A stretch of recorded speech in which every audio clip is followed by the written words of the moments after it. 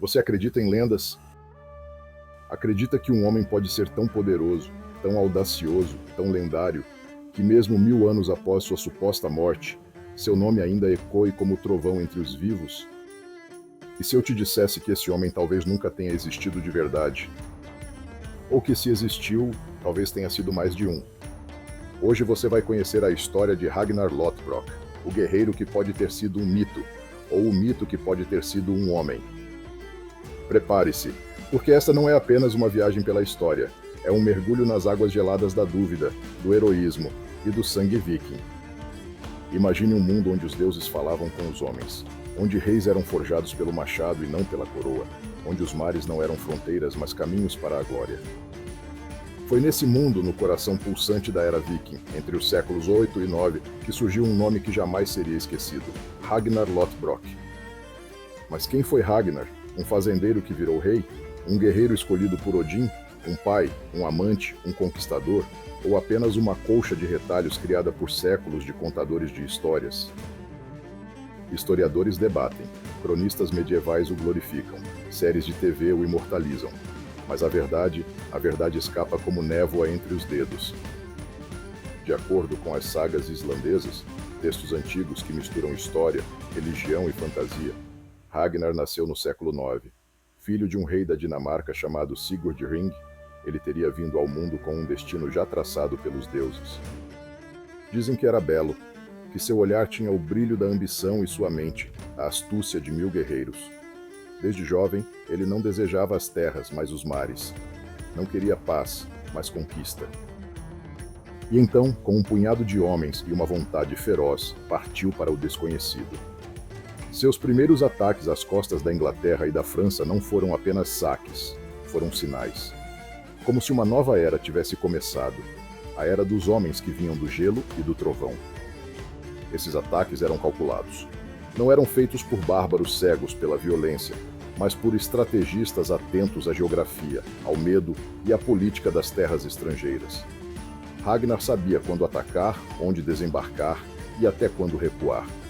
Ele conhecia o coração do inimigo e, por isso, o vencia antes mesmo do combate começar. O nome de Ragnar passou a ser sussurrado entre monges, reis e camponeses. Um nome que carregava medo, respeito e curiosidade. Mas o que mais chama a atenção é que ele não foi apenas um guerreiro. Foi também um homem de amores intensos e descendentes ainda mais marcantes. Falam sobre suas esposas com o mesmo fascínio que falam sobre suas batalhas. Lagertha, a guerreira de escudo que lutava ao lado dele como igual. Uma mulher cuja coragem inspirava homens a nunca recuar. Aslaug, misteriosa, quase mágica, que dizia ser filha de uma divindade. Uma mulher de sabedoria rara, que sonhava profecias e previa destinos. E Thora, cuja mão Ragnar conquistou ao matar uma serpente gigantesca. Cada amor, uma história. Cada mulher, uma lenda.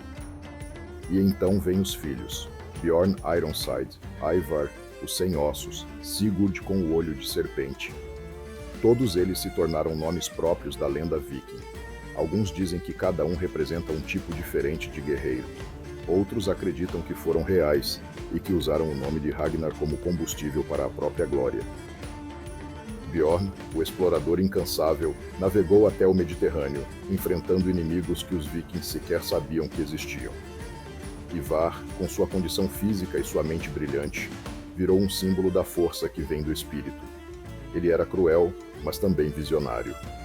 Sigurd, com seus olhos hipnóticos, parecia carregar em si os próprios deuses. Não eram apenas filhos, eram legados vivos de um nome que ninguém ousava esquecer.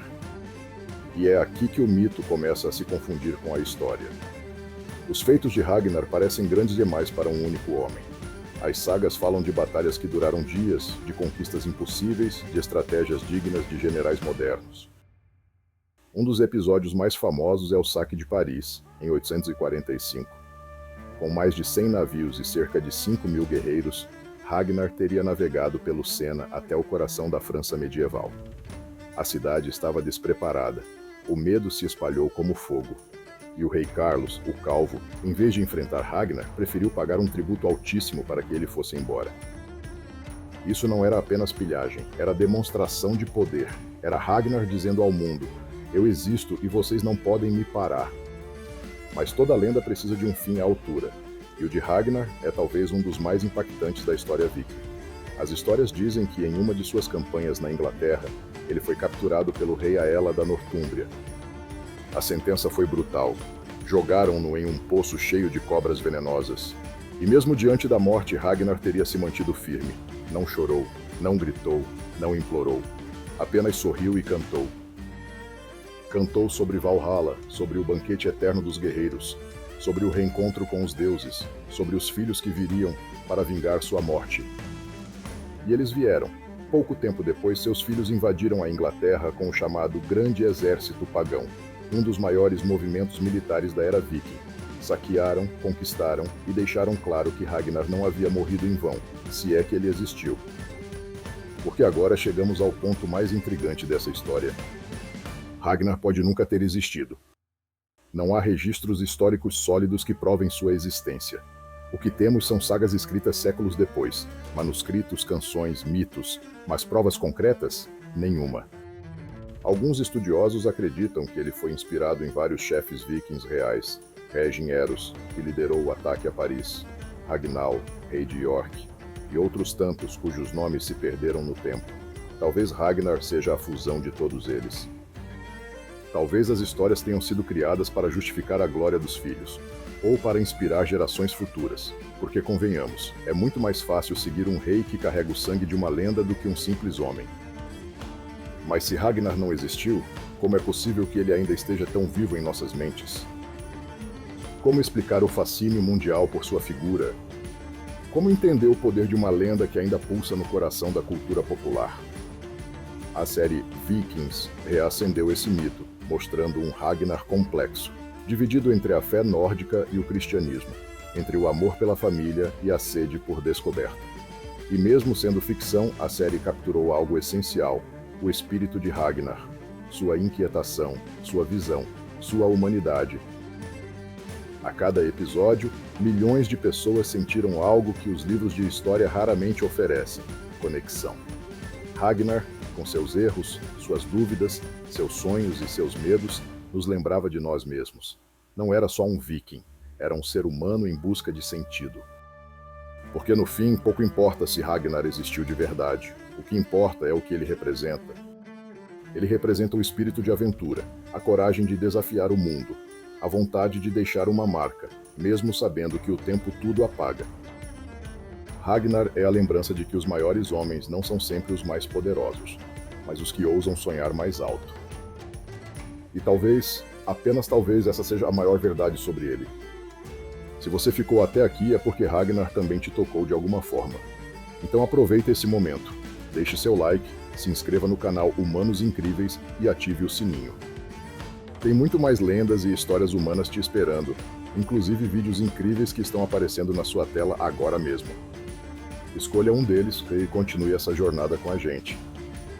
Nos vemos no próximo vídeo.